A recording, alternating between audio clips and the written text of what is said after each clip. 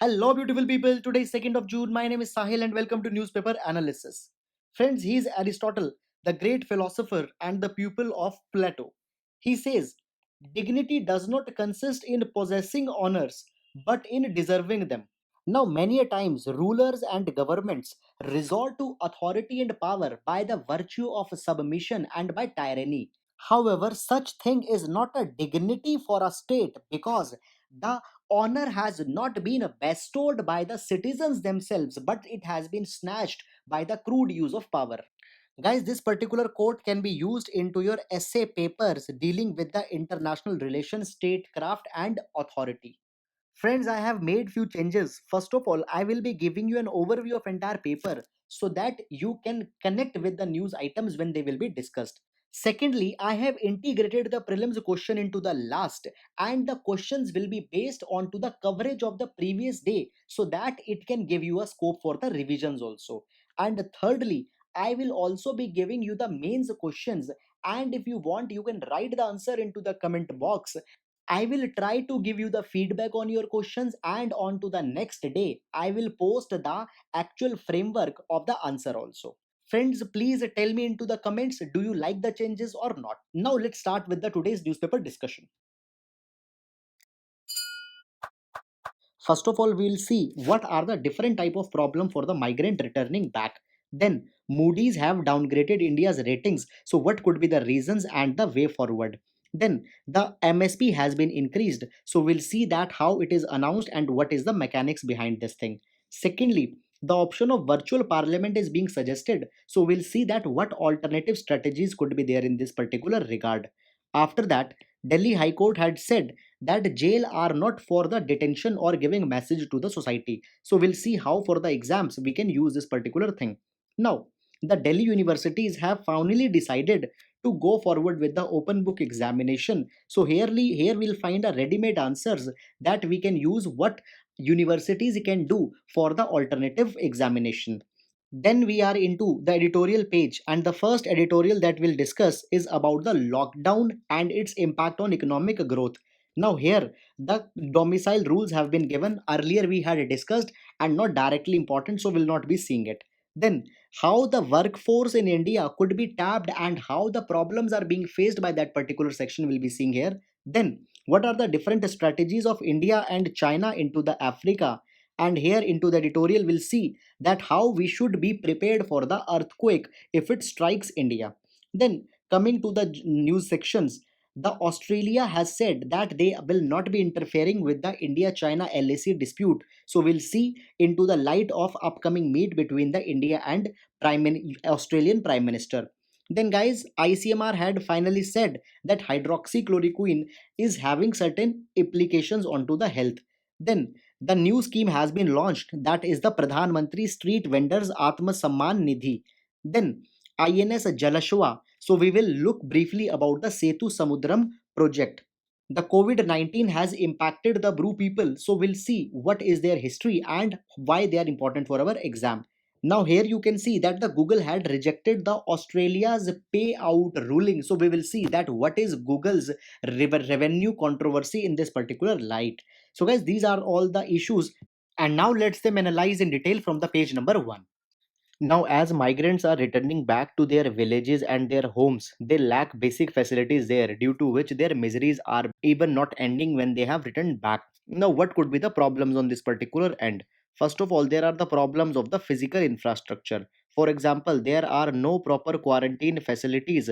Therefore, people have to opt for the makeshift arrangements, such as living into the unfinished houses and all that kind of thing. After that, there have been no proper testing up of the people who have returning back, and as an apprehension large number of cases are increasing into the villages. After that, mechanism to provide the social security net has also been very much weak. The state simply don't have the capacity to give them the food grains, healthcare, etc. After that, there are the social problems. These people are undergoing a large stigma as people are discriminating with them, and a type of new age untouchability has begun, which is eroding the fundamental right of dignified life.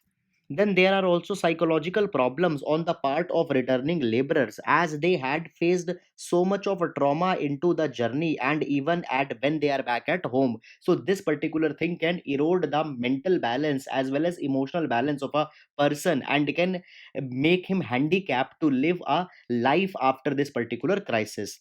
Now guys, then there are the problems that these people might not be able to find the employability into the villages, as simply capacities are not there. Moreover, only hope here is the MG Narega. But it has been seen that due to the social distancing and all that kind of thing, MG Narega work sites are also closed. Moreover, now the monsoon will be coming where these MG Narega sites often don't function at their capacities. So, guys, if a question comes, please provide a comprehensive approach and give your suggestions into the well segregated headings. Now, we'll go to next. Now, guys, here Moody's, which is a credit rating agency, has downgraded India's ratings. Now, in this particular regard, two things has happened. First of all, long-term foreign currency rating has been reduced, and the long-term local currency rating has been reduced. Now, first of all, what does they mean?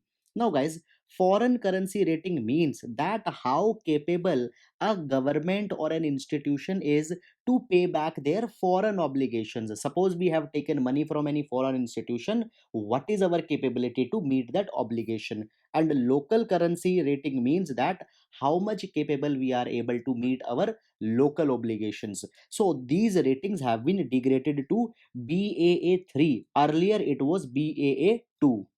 Now you can see that India's rating is just above the junk, that is BAA3. It also means that we are just above the non-investment grade, or we are a country where the investment is just like a speculation, which is very bad for the reputation or for the bringing economic growth, foreign direct investment, and all these kind of things. And after all those things, negative outlook has also been given by the Moody's. Negative outlook means that there is still the possibility that further downgrading could also happen, so we can go down if the reforms doesn't come into the time. However, if we talk about the background, then the condition was not always bad. In 2017, Moody had also upgraded our investment and the BAA2 was given, which is a stable category. But now it has been degraded to BAA3. Now, what could be the reason for this particular things? First reason is that India's GDP growth rate in 2019-20 has been just 4.2%, which is not good given the size of our country. Secondly, the reforms which government is announcing for so much time since 2017, those reforms are not properly implemented on the ground. Then thirdly, there is very bad condition of the financial sector, as you know that we have seen the rising number of NPAs into the past times. Fourthly, the financial condition of government is also not very much good and government is resorting to too much of debt. Fifthly, the reason is that consistently GDP growth rate has not been very good, though government is promising to attain the growth rate of more than 8%, but it has not been achieved. And sixthly, the question comes that is the present virus or the epidemic a cause also? So guys, partially yes, but even before that also the low growth rate was also being registered. So completely the present crisis is not the cause as well. Now, what is the implication of this particular thing? Implication will be this, that the government bonds will be assumed now to be a riskier. So therefore, if into the times to come government wants to borrow more money, it needs to pay more interest rate, and therefore this particular thing will not be good into the long term. Secondly, investment will not come into India, therefore FDI and all that kind of thing will also go down. So guys, this was all about this, and now we'll move to next. Now here we will see certain concepts which are very much important for your exams, and questions have already been asked. First of all, minimum support price is the guarantee that is given by the government to a farmer in terms of price fluctuation. It is a kind of a floor price and not a ceiling price. For example, I tell farmer that I will give you 1800 rupees per quintal for paddy. So here farmer is free that if he gets more price he can sell into the market, but if he is getting below 1800 any day he can come to the government and sell here. Now who announces MSP? So there are two things here. First of all, there is Commission for Agricultural Cost and Prices under Ministry of Agriculture and Farmers Welfare. Now, this particular body recommends the MSP for 23 crops, which includes 7 cereals, 7 oilseeds, 4 commercial crops, and 5 pulses. Now, guys, one thing, into this commercial crop, sugar cane has also been included. But for sugar cane, the name which we use is FRP, that is Fair Remunerative Price.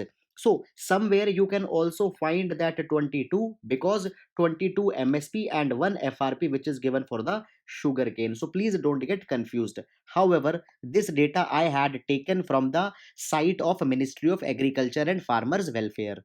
Now coming back, guys, CACP recommends the MSP, but the final announcement is made by the government of India.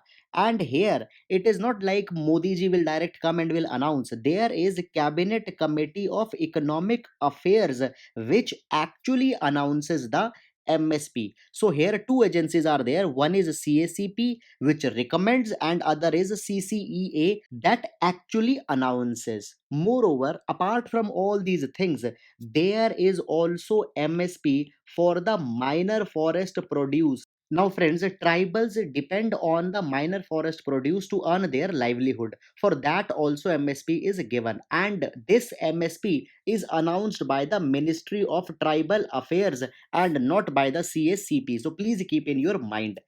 Now, price hike is a regular exercise. We don't need to see that how much price has increased. Moreover, friends, into the last budget, it was also promised that the price for the kharif crops will be increased. So, as a part of that particular thing, this step has been taken. Now, guys, here a very impactful message has been given by Delhi High Court. It says that jail isn't for detaining under trials so as to send message to society. So, two things are important in this particular regard. Number one, India is a welfarist democracy and we believe into the reformist theory of punishment, where we believe that a person who has committed a crime is able to get reformed if adequate conditions are given to him.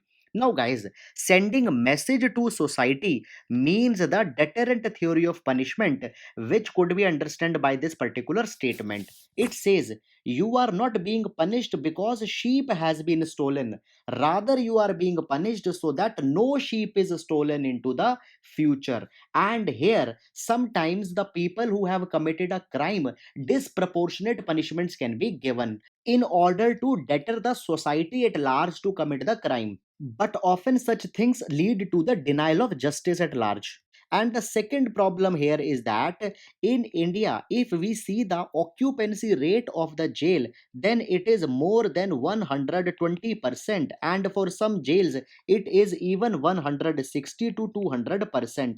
And 66% of the people into the jail are the under trials only. So, again, sending under trial to jail will not be good for the society as a whole. So guys, this particular case study could be used in GS2 as well as GS paper number 4.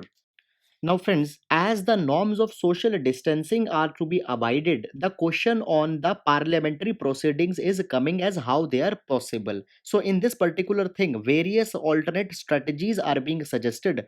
For example, number one is the possibility of virtual parliament. Now, technology is needed to be adopted as a long term tool because the pandemic will not be over soon. So, in this particular direction, Parliament can meet through the video conferencing, and these video conferences can be live telecasted because, anyhow, Parliament is open to the general public and there is no matter of confidentiality. So, guys, here the virtual parliament should come very soon, but there could be problem on one end, and that is the meetings of the parliamentary standing committee. Now, they deal into the confidential information which could not be shared very much freely. So, for them, the virtual parliament or virtual meet cannot be an option. But for the general meetings of the parliament, the video conferencing and virtual meet can be a option. Apart from that, also there are alternative mechanisms that both Rajya Sabha as well as Lok Sabha could be moved to the alternative premises. For example, Rajya Sabha can be moved to the premises of Lok Sabha because the strength of Rajya Sabha is nearly half of the Lok Sabha. So into a bigger premises, Rajya Sabha members can maintain the social distancing. Whereas when we talk about the Lok Sabha, then they can move to the central hall, which was made for the joint sitting of both the houses, and there Lok Sabha can also maintain the social distancing. So all these alternatives could be explored here. Now we'll move to next. Now, friends, finally, the open book exam has been decided by the Delhi University. Into the earlier videos, we have already discussed what is open book exam, what are their shortcomings, what are their positives, and way forward.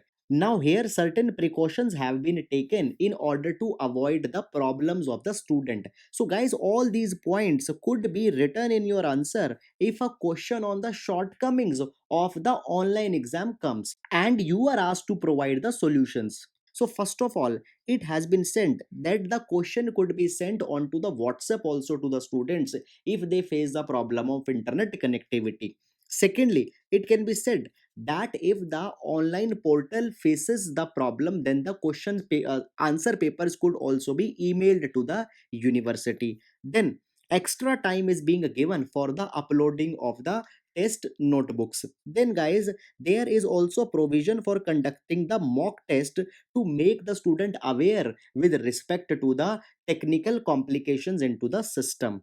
Then for long a thing was coming that how people who are into the Jammu Kashmir or people who are into other such kind of regions they will access. So here it is being said that they can access the common service center which are run by the Ministry of Electronics and Information Technology. Now they are present even into the central India insurgency ridden areas, so there also this particular thing can come handy.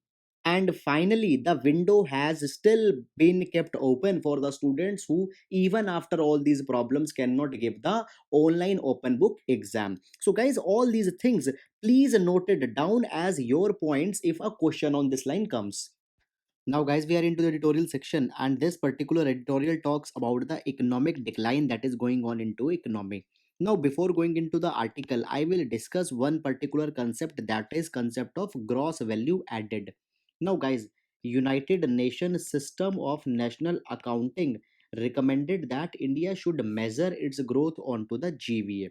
Now, the idea is very much simple. Suppose one industry is making the flour, and then the flour was sold to another industry which converted it into the biscuit. Now, guys, in when the biscuit is being converted, then the price of biscuit is suppose 50 rupees. But in this 50 rupees, we let's assume that the 20 rupees was the cost of flour, and apart from flour, nothing is being used. Just a hypothetical situation, so the value addition done by the biscuit industry is only rupees 30. So guys, in this particular way, we will take the value addition did by all the sectors and all the industries, and at the end we can come out that what is the size of economy. Now, according to UNSNA, this particular measure is better, and in place of GDP, GVA should be used. So, guys, in this particular line, we adopted GVA as a principle of measuring growth. But what has happened? Again, now we have switched back to the GDP. But the data for both GDP as well as GVA both are released. So, please keep this into your mind. I hope this is clear. Now, coming back to the article.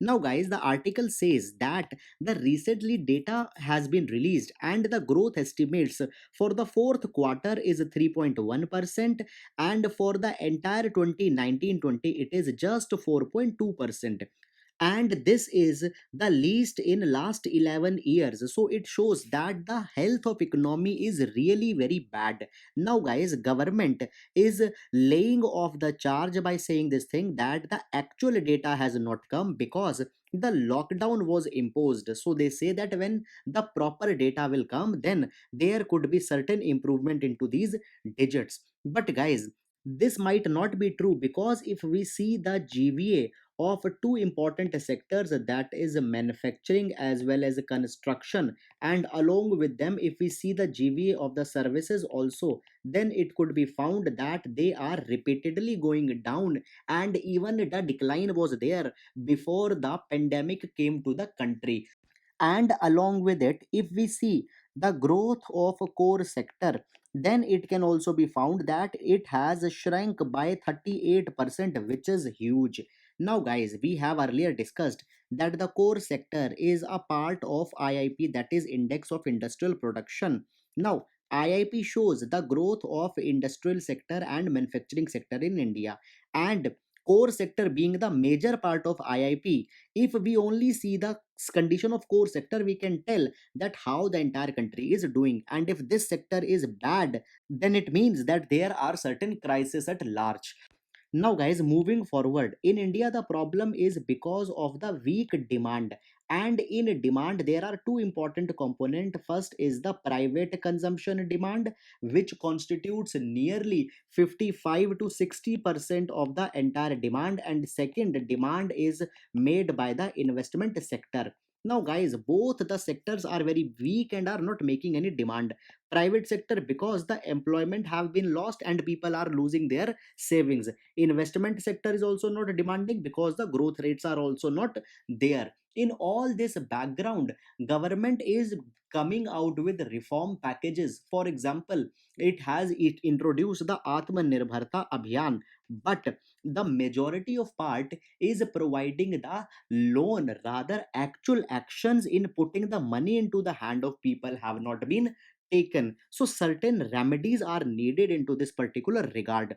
Otherwise, guys, Reserve Bank of India has also said that up to October, no respite can be achieved, but it will be very much disastrous. So, urgently, actions are needed. Now, friends, this particular article talks about how we are losing onto the labor. Now, before going into the article, we will discuss the concept of demographic dividend.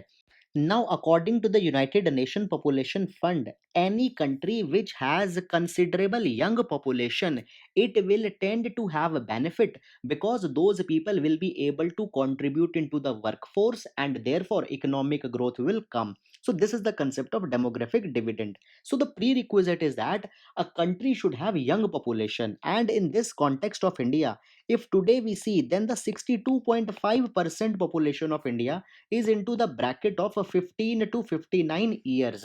Moreover, this demographic dividend will further mature by 2036 when the 65% of our population will be into the age group of 15 to 59. Now on paper all this thing looks very good, but if we come to the ground reality, then their problems are immense. Now friends, our labor force is divided in two parts, that is the informal sector and the formal sector. In informal sector there is 90% labor and only 9 to 10% labor is into the formal sector. Now as the lockdown has started, both of the labor forces are facing the problem. The informal sector, they have completely lost their jobs, whereas the formal sector employees are facing pink slips, job cut, extra work from home, etc. Now, in this background, if we also see the viewpoint of industries, they are also not completely wrong because, anyhow, they had to pay their fixed cost and they can't survive without going with all these kind of things. Now, after all these things, though restrictions have been reduced, but still the industries are not able to operate simply because there is no labor. And in this background, the industries have asked the state governments to help them with the labor laws, and the state governments such as Uttar Pradesh, Madhya Pradesh, Gujarat has considerably eased their labor laws, and the protection that was given to the laborers have been taken back. But though the decision has been taken by the state government, but the labor happens to be a subject into the concurrent list, therefore center also needs to give the approval, but till now center had not shown the approval, which is a good thing. Now, given this background, what should be the best strategy? Are the employees, they need to be nudged and they need to be punished? No, because they have their own compelling reasons. So who should come here? So guys, the responsibility lies onto the center government, that it should support the industry on one hand and should instill the confidence into the laborers onto the other hand. First priority for the center government is to help laborers to reach back their home, and when they reach home they should be called back by showing the willingness to give them more safety and not by taking whatever safety they have. Now, in this particular direction, the acts such as Interstate Workmen Act 1979 etc. should be amended and much more benefits should be given so that the laborers don't lose the confidence in the government as well as in their employees. So guys, this was all about this particular crisis, and now we'll move to next. Now guys, this article talks about the strategy of India and China with respect to Africa continent. Now, friends, as the present pandemic is proceeding, though all countries are impacted, but Africa has been very badly impacted due to its weak health infrastructure. And in this particular gap, India and China are exploiting their gains. Now, first of all, we will discuss that how India is responding and how China is responding, and then we will contrast the strategies of both the nations. Friends, China's strategy in Africa could be called as donation diplomacy due to the huge capacity of money and cash. Now, as the need arise, they gave huge number of masks, PPE, ventilators, and even the cash was given. And in this effort, the PPP model was adopted by China. How? Because both the government as well as private individuals such as Jack Ma, the founder of Alibaba.com, provided the much needed supplies. Now, all this thing might sound very rosy on the paper, but China has a fault here. China always makes a focus onto the elite level. It is creating an impression onto the state level, but for the common people, regard is not given. And this particular thing was evident as recently there was an incident in Gunzhou where the African nationals were not treated well, and it also unfolded as a controversy. But as I told that China always focus on to the elite, in the no time China approached the diplomatic levels and the controversy was solved, though the people was not satisfied. Now, friends, this is not new. Earlier, also, China, by the help of its diplomatic clout, has won the Africa's support into the chief positions into the Food and Agricultural Organization as well as into the WHO. So, this is the how the China plays. Now, if we talk about India, then India's strategy is health and goodwill diplomacy. Now, guys, India responded by providing the supplies of hydroxychloroquine, paracetamol, doctors, and paramedic staff was also given because the health responses team is not there in Africa. Moreover, apart from them, the trainings, webinars, best practices, etc., were shared with all the nations. However, the first beneficiaries here are the African nations who are in Indian Ocean. For example, countries such as Seychelles, Comoros. Why? Because government as a part of the Sagar plan has always been focusing into these countries, but later response to other faraway countries such as Nigeria, Kenya were also given. Moreover, friends, apart from the mainstream health practices, India is also helping the countries in alternate medications such as Ayurveda, Yoga, Siddh, Unani, etc. Moreover, apart from this, as China was focusing on PPP, India's strategy is PPR, that is public, private, as well as religion. Though private companies also paid, but the religious entities such as gurdwaras and temples feeds thousands of people into the times of crisis. So it led to an everlasting impact. Now, guys, in all this analysis, you can see that India's approach is with respect to building the capacity, whereas China is lending a kind of a dole. So, the India is more responsive and building more long-term relations, which will be helping into the times to come. Moreover, friends, China's relation with the Africa are motivated by certain factors. First of all, into the name of goodwill, China is trying to hide the origin of virus. then it is nothing a kind of a image makeover by China. Thirdly, China's sole interest lies into the money and wealth creation for its further ambitious projects. Then, by this particular thing, China aims to increase the political influence and into the times to come, aims to make a kind of a new imperialism into the continent of Africa. And thirdly, the strong statism is needed to be propagated by China in the Africa, whereas India is away and purely motivated by the capacity building. So, guys, this is the different strategies of India as well as China into the context of Africa. So, guys, this is all about this particular article, and now we'll move to next. Now, guys, this particular editorial is a personal account by Mr. Gopal Krishna Gandhi, who's a former diplomat.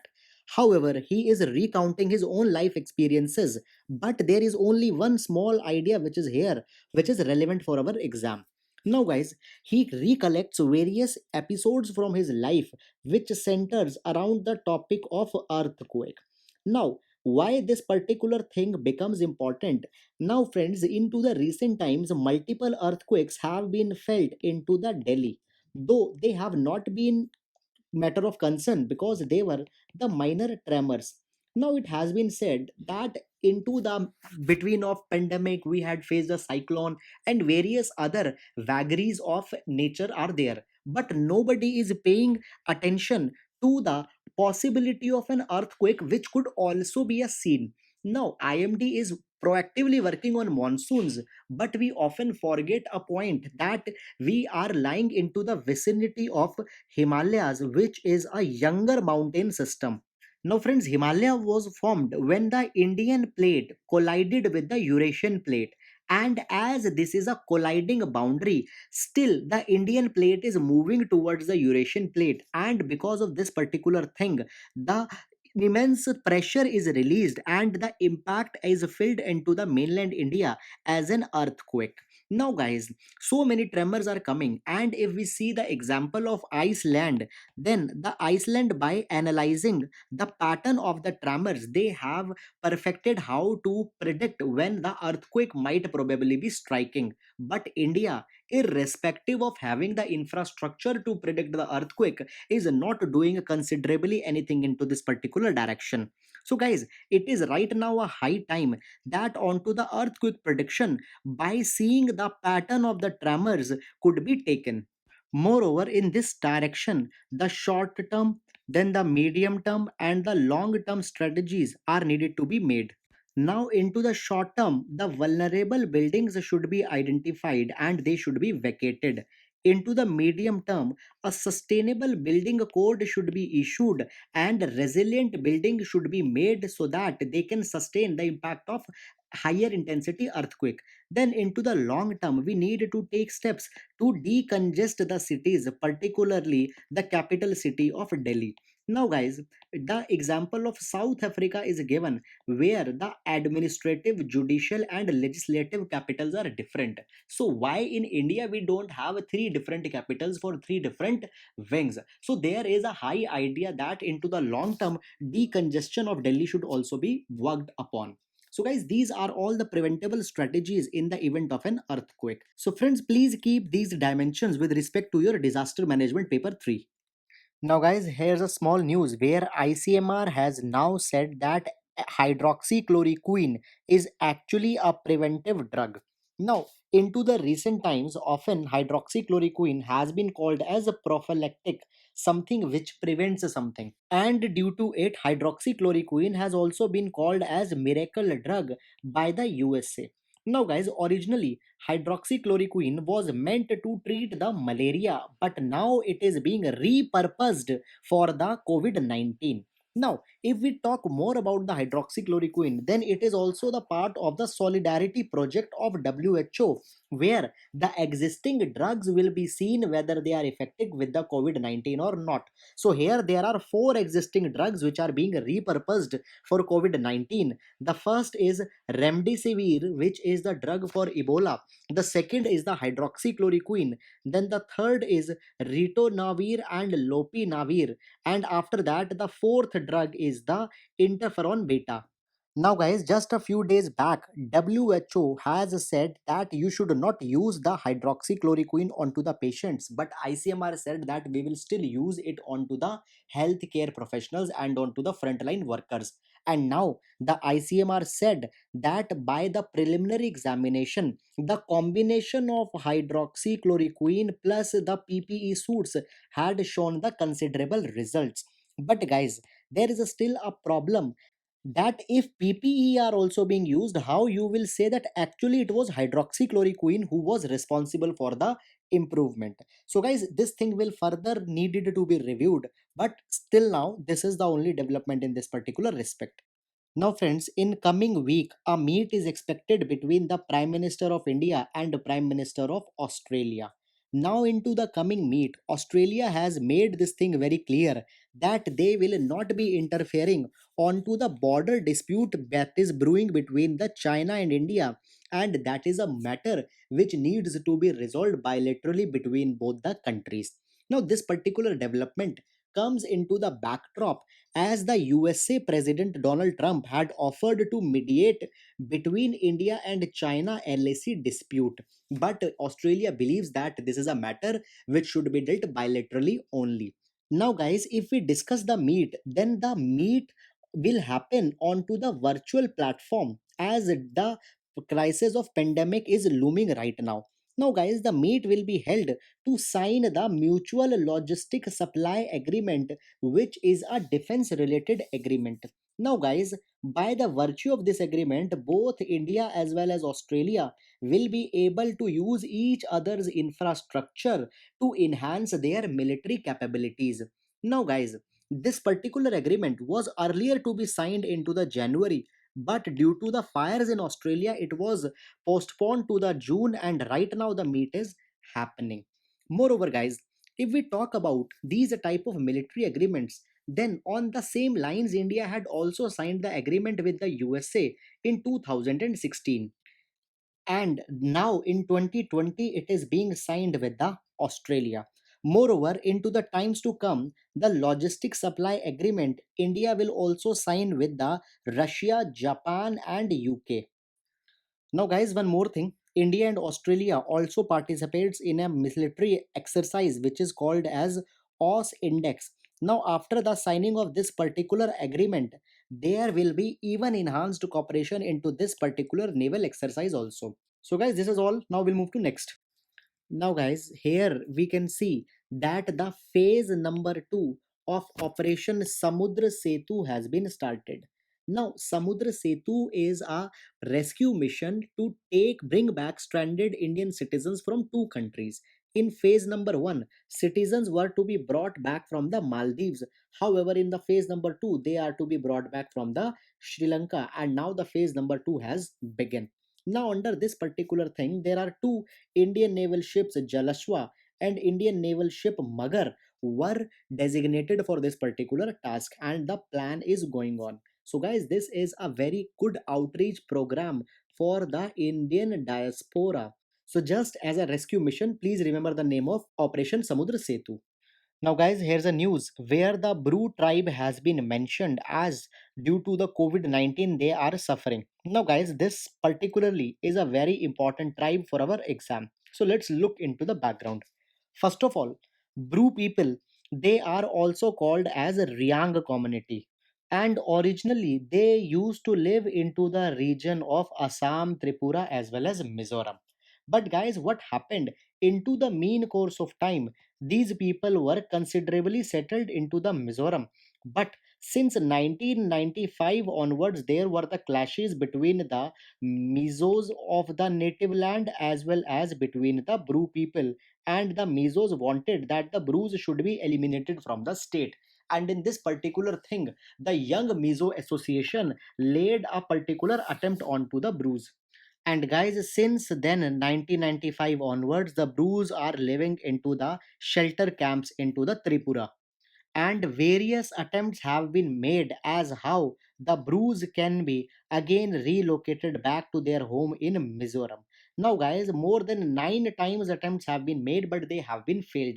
And now, finally, in January 2020, four-party agreement has been signed between the center, the state of Tripura, then the state of Mizoram, and finally the Bru people. And finally, as a part of this agreement, the people will be settled into the Tripura.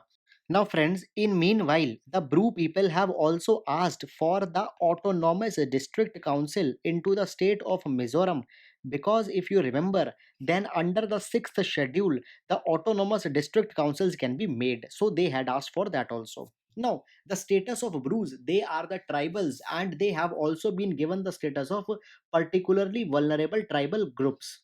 Now, this status is given to those tribals which are particularly very backward. And right now in India, the 18 states and one union territory of Andaman and Nicobar Islands have the PVTG tribes. So, guys, this was all about this. Now, we'll move to next.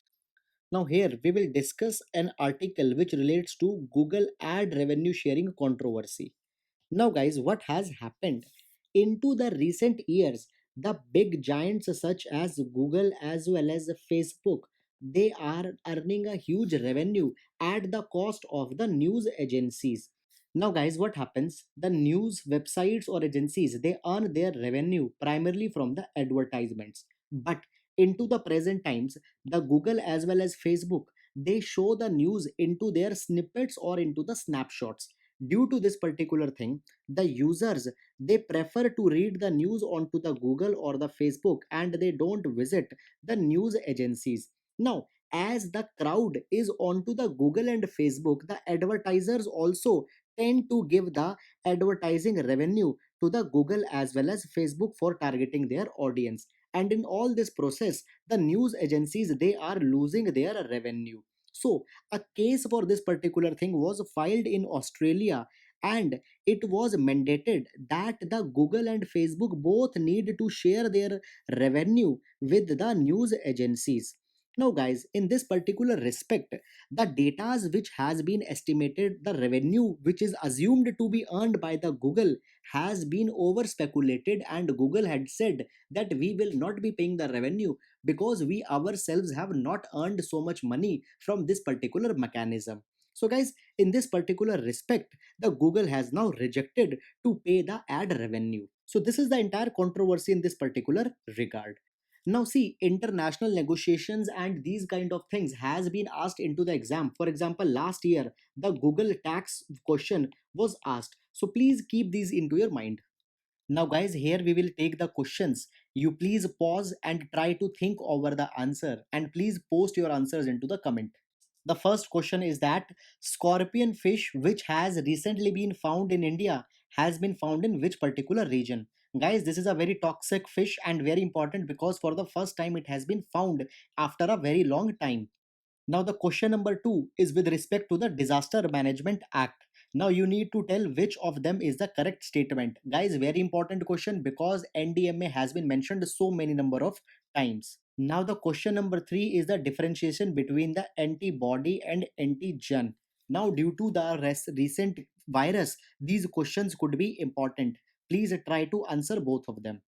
Question number four is about the Champions portal, which has been started for MSME. You need to tell that what does it signifies. So please try to identify the right option. Friends, main answer for today is India's demographic dividend is waiting to turn into demographic disaster if timely interventions are not made. It is a 15 marker question. Try to attempt it.